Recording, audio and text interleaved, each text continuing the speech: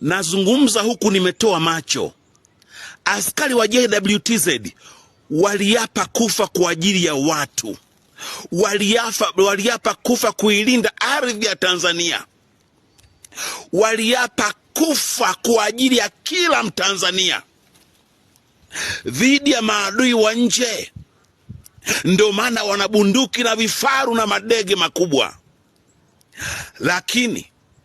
Lakini ukiona askari wa JWTZ amekuwa chawa, ukiona askari wa JWTZ amekuwa chawa, ujue nchi imeharibika, ujue kwamba nchi imeoza, ujue nchi imepotea, haipo.